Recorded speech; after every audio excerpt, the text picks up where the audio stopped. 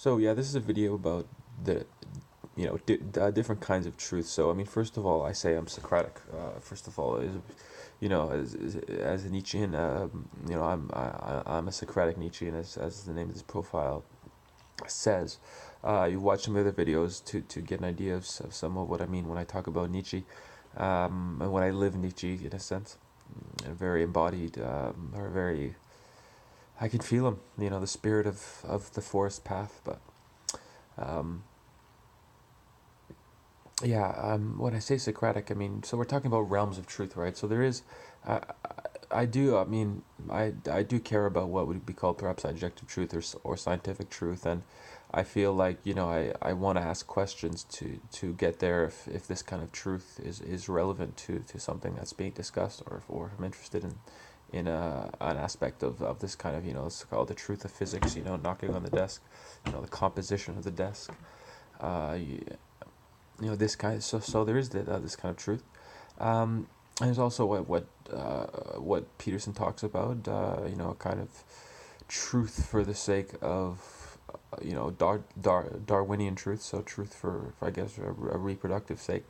You could tell yourself things that perhaps are not objectively true, but it may give you some sort of advantage in reproduction. It may make it more likely for you to convince some girl to have sex with you, and it may not be true, but it's if it works for that purpose, then it's a truth in a Darwinian sense. Um, and there's also moral truth. You know, and this is perhaps the most, I would say, the most important domain is moral truth, because it's the most debatable one. The truths of science are pretty well, concrete. Either we have them or we don't, and they're not metaphysical in the sense of, you know, the truths of morality exist in a sort of world of conceptions that humans create. As physical beings, we're just kind of automatically working collections of cells. The cells are just working, but it's our conscious experience, our life, everything that makes up our experience of who we are and what the world is and who everyone around us is. Um, that is metaphysical in the sense that the only way we can conceive of what it is through conceptions, not just through the kind of automatic functioning of our physical bodies. Um, so I kind of lost track there. Um, yeah, so there's this kind of truth.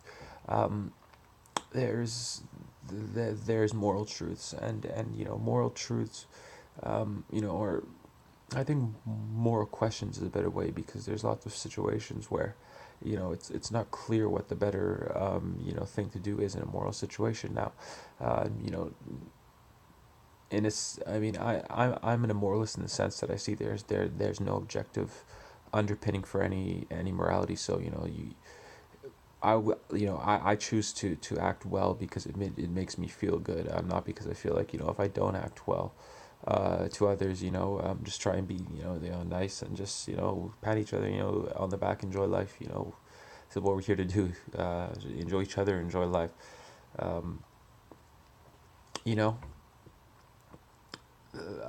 so even though I know there's no objective underpinning for morality, which is kind of refreshing, because it means if I do screw up, if I do, in the moment, do things that go against my principles, of course I can feel like, okay, I wish I didn't do that, but there's not this sort of deep, really big suffering associated with anything I've done in the past, because I know there really is no mace wielding deity gonna send me to hell for it. So that's just, you truly comprehend that. I mean, I don't think what we I don't I'm not sure a lot of us have truly dwelt on but what it means to have no objective underpinning to morality in any godlike wielding sense. There may be consequences in the material world, in the physical world, in the world of us for actions, but there's no underpinning kind of force to make it. Like karma hasn't been proven. Hell and heaven haven't been proven, obviously. um, so, yes, even though I'm an immoralist, I see moral truth in my life, and I value it because it feels good.